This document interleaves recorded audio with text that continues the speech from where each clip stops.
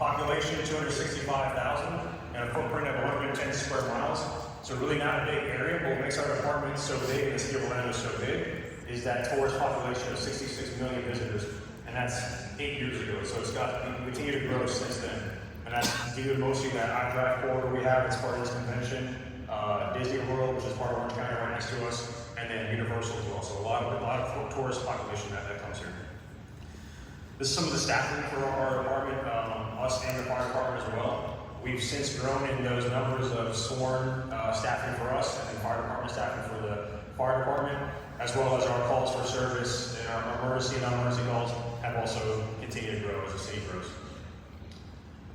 So the first 3 hours, approximately 300 local law enforcement officers responded to the scene of the Pulse Nightclub.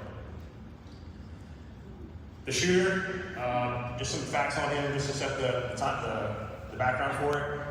He was a U.S. citizen, he lived in Fort Pierce, worked as a licensed security guard, tried to get a job as a law enforcement officer. That didn't work out. He was armed with a handgun and a rifle in this attack, and you'll hear some audio clips where he pledges allegiance to ISIS. This will set the stage for the area that this took place. On the bottom of the screen, you see the Pulse Nightclub there on the left side of the screen. Across the street to the east of the road, that main north and south road is Orange Avenue. On the east side, where it says triage area, that is an Einstein's bagel. It just became a makeshift triage area because it was the closest place to safely take victims to and get them out of the line of gunfire.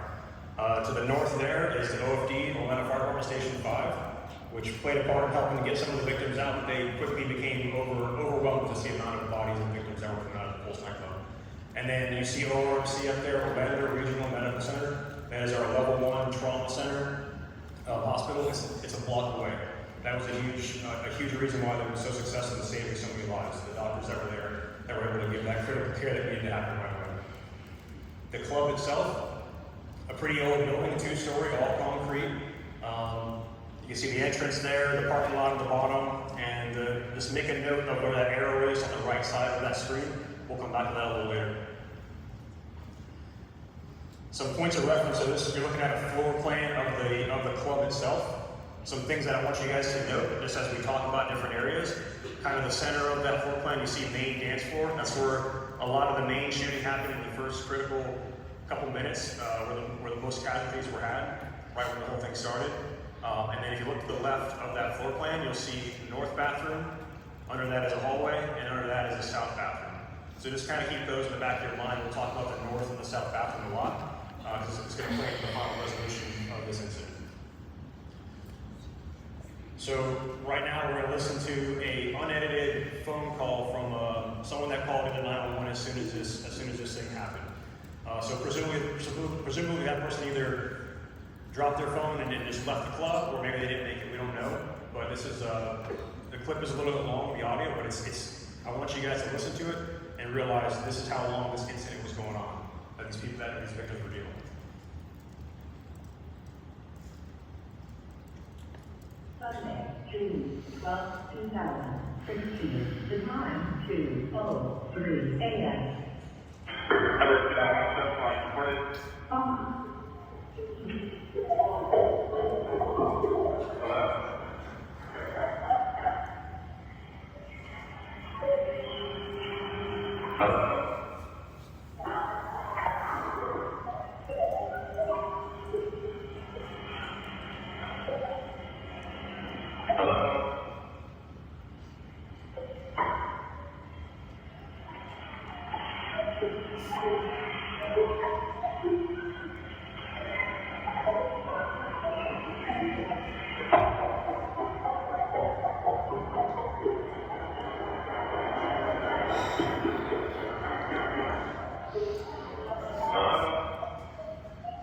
Those popping noises you're going to hear rapid fire with your shots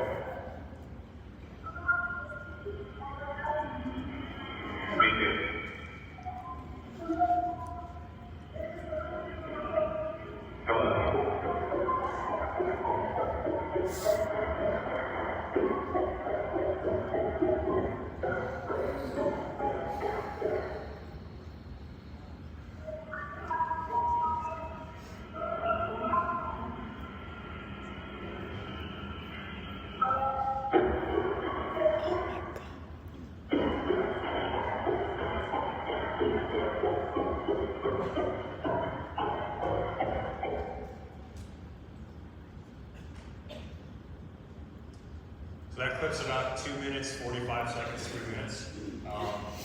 You guys able to hear that cadence? That muffled sound was the gunfire of the rifle. You notice there were lulls in between where you would hear a cadence and you hear nothing. You hear the dispatcher, you didn't hear anything in the background. That's the shooter either working through the malfunctions of the gun, he wasn't super proficient in using the weapon, and also doing reloads because he had extra ammunition as well. So that's what those people, those victims, were dealing with inside there for those few minutes.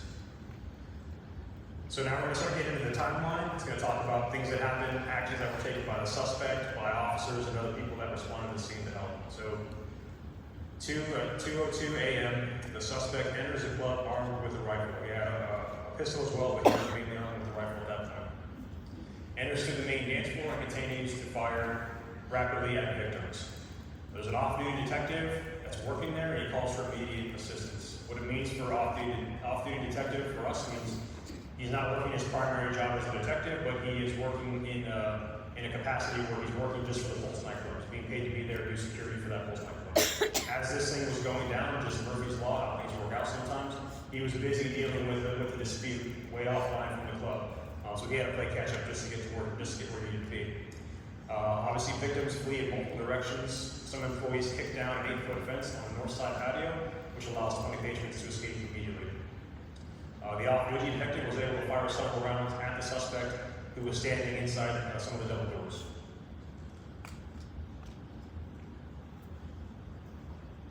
This is a picture of one of the entrances to where the suspect entered through that front door, that front entrance of Pulse. And if you were looking at the map of the layout, this is the south side of that structure. 02:04, so 2:04 in the morning. So 2 minutes after everything started, the officer made that immediate call for help. That call for help on the radio is a signal that means something bad is happening really right now. I need everyone to come here. So that call goes out into the entire city, in the entire county, into all of Central Florida. So we go into all the agencies that responded. That's why they responded, because this very rare, very serious call for help was made by that detective. An F-150 officer in F-150 pulls up in a pickup truck. The off-duty detective can kind of see what's going on through the crowd and advises he's in the patio. And when officer arrives, we're sure our vehicle is equipped with a dash cam. We're going to watch that in a second. 2:05 a.m., the off-duty detective fires multiple rounds toward the suspect, who is now in the main dance floor. So where he's at right now is to the east of the structure. He's on that's Orange Avenue. You're looking at Orange Avenue right there. The camera is facing to the south, and he is facing to the west. Off-duty detective fires multiple rounds. At this point, once he fires these rounds, no more rapid gunfire is heard. There's a big lull in gunfire. There's some movement that happens over that, but the immediate rapid gunfire stops once he fires these rounds here.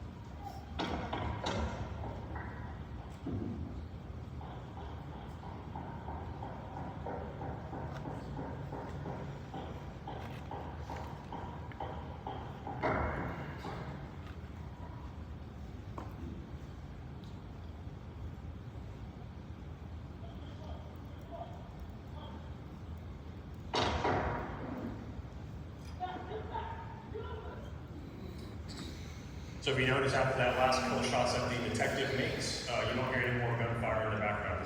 It causes a response for the shooter to stop shooting and tuck back into the club further. And also, if you guys notice that pickup truck in that image, that's the pickup truck we're going to refer to a little later as well.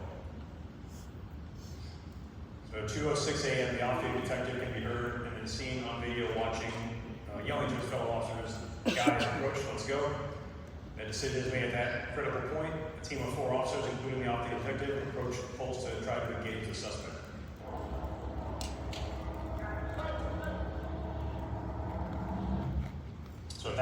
detective has some other officers with him, makes the decision to go ahead and go and now approach the structure. And they make that approach on the east side towards that patio area. Meanwhile, like I said, all this is going on. The radio call goes out, so there's officers responding all over the place. A midnight watch commander who was also a SWAT team lieutenant arrives on scene with multiple other officers from various agencies at 2:07 a.m. On the video surveillance system from the club, he's seen running from the main dance floor through the west bar area to the back bathrooms. At 2:08 a.m., Orlando Police Sergeant formed a team just outside the east patio. So that east patio is where that detective was in that area. A lot of officers from our agency and other agencies are starting to show up there, almost like a makeshift rally point, and start gathering teams to go make rescues or go try to engage the suspect. At the same time, that SWAT lieutenant formed a team comprised of himself, 4 SWAT team members, and a member from another agency. The way it works for our department, the SWAT team is spread out. Members of the team are spread out throughout the department. So it just so happened to be that on this night there were a handful of SWAT officers, including one of the SWAT lieutenants that was working on the road that night, that were able to respond so quickly. While he's forming up his team and they're getting ready to make an entry to engage the suspect, an OPD sergeant and his team enter the club through that patio 6 minutes and 8 seconds after the shooting began and start rescuing the victims that are inside the club, inside that main dance floor area. At 2:09 a.m., an officer uses his ASP baton, this is an expandable baton, to break the large glass out of the windows so officers can enter the south side of the club safely. An OPD sergeant and his team enter the main dance floor as the lieutenant and his team prepare to enter the side. The sergeant in that spot observes 35 to 40 injured and deceased victims laying on the floor. OPD officer and sergeant who arrive on scene go to Fire Station 5, the OPD Station 5 we had just at the north of the club, to start assisting the victims to get medical assistance. They quickly became overwhelmed with the amount of bodies that were coming out and being transported to the fire department station. To the right side, that's that big bay window that officer used to break out the window to try to make an entry from that point. The double doors you see on the left-hand side is where the off-duty detective was initially able to engage from the outside there. The officer made the decision that if the bad guy was, by those double doors waiting for him to come in, that might not be the best spot to go in. So they kind of created a distraction and found a different way in and broke in that glass to make the entry. So from 2:10 to 2:13 a.m., the SWAT lieutenant enters the front part of that area with his team through that large window. So while they're there, they come in, they assess, they're looking around. The priority of that goal at that moment is obviously to stop the shooter, to find the shooter so no more killing happens. So that's what they're focusing on. As they're doing their assessment, they hear gunfire from the west side. So remember I said those north and south bathrooms on the left side of that diagram? They hear gunshots from that side. So they kind of narrow it down that the shots that they're at least hearing are coming from that side of the club, which plays into the other side of the club being worked to rescue victims. The SWAT lieutenant and had the suspect pinned down to the bathrooms as officers and deputies pulled away victims. So as he and his team are hearing that gunfire, at the exact same time, that sergeant and other sergeants